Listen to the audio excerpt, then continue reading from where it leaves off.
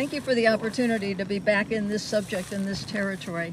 I'm going to base my comments, put this in perspective back to 2000 when I was part of the Lancaster Planning Commission effort to develop balance, which was our attempt to deal with the development pressures. And that's when we recognized for the first time that we actually needed a rural strategy.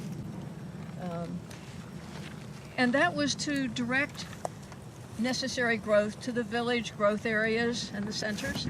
But we were talking about picking up the scattered housing units that were being developed across the county. That would add just a few houses to each community at a time, not hundreds. We had no intention to encourage the massive kind of development that this organization, this current one, represents. The concepts are still on the website of the Planning Commission as balance. It was created by a large task force, some of you were on it, that put together our plan. The objective of our strategy in the rural environment was to reverse the trend of scattered low-density housing, houses that were being built at the edge of fields everywhere, and kind of get that in one place so that the fields could remain viable.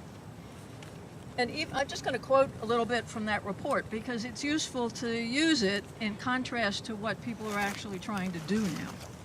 Maintaining the integrity of agricultural areas, historic and natural resources, village settlement, and other rural land and resources is central to the vision of the future. And that was a central policy of the comprehensive plan of the county, and still is.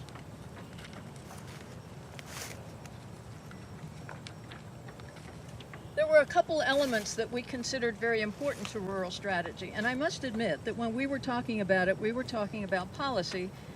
We weren't quite sure how it was going to be implemented, but we talked about the factors that were important. One was the economy, the importance of the agricultural community to the county as a whole, and we wanted to make sure that the farm community had a voice in decisions that were made about what happens to the land.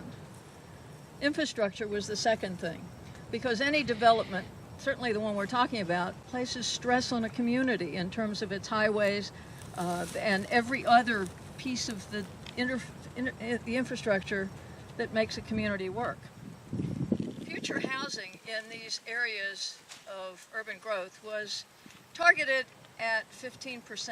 Now that was a limit, not a goal.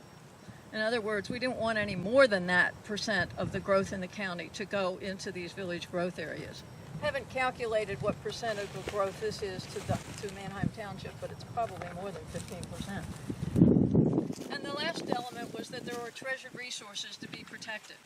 Farmsteads, farming itself, and water supply, and how that's treated, waste disposal.